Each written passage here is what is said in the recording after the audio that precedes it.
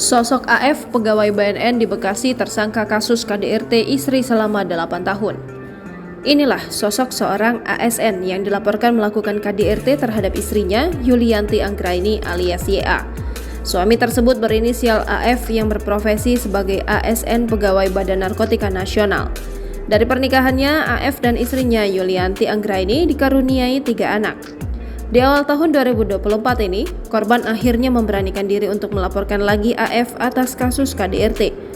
Hal itu dilakukan korban karena nyaris meregang nyawa di tangan sang suami di depan anak-anaknya. Yulianti yang menikah sejak tahun 2015 itu rupanya kerap mengalami tindak kekerasan dari suaminya. Setelah videonya saat dianiaya viral, YA akhirnya berani mengungkap kisah pilunya. Puncaknya di tahun 2021, Yulianti melaporkan AF ke Polres Metro Bekasi Kota akibat tindak kekerasan. Namun di tahun yang sama, Yulianti justru mencabut laporan kasus KDRT dan memutuskan merujuk dengan AF. Ia menilai bahwa sang suami akan berubah dari sikap kasarnya. Keduanya akhirnya melangsungkan kembali akad nikah ulang. Ia berusaha mempertahankan rumah tangganya.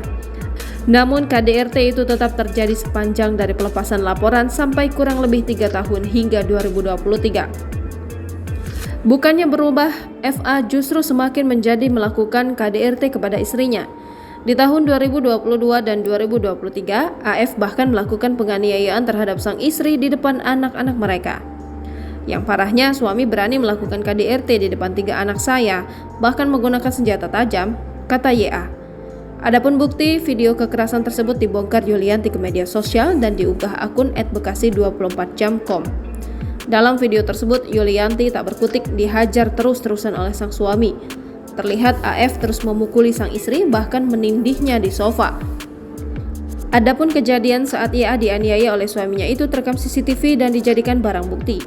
Hingga di awal tahun 2024 ini, korban akhirnya memberanikan diri untuk melaporkan lagi sang suami atas kasus KDRT. Hal itu dilakukan korban karena nyaris meregang nyawa di tangan sang suami. Dia mendorong saya ke meja makan, kemudian dia mengambil pisau mencoba membunuh saya. Di situ ada 3 anak saya. Aku YA. Tak berselang lama setelah pelaporan, YA bisa bernapas lega, sebab pihak Polres Metro Bekasi Kota telah menetapkan AF sebagai tersangka kasus dugaan KDRT. Kasat Reskrim Polres Metro Bekasi Kota, Kompol Muhammad Firdaus mengurai fakta soal pemeriksaan terhadap korban. Ternyata korban mengalami luka memar di sekujur tubuhnya. Hal tersebut yang membuat pihak kepolisian segera menetapkan suami korban sebagai tersangka. 2 hari selanjutnya, AF pun bakal diperiksa pihak kepolisian. Adapun kejadian saat YA dianiaya oleh suaminya itu terekam CCTV dan dijadikan barang bukti.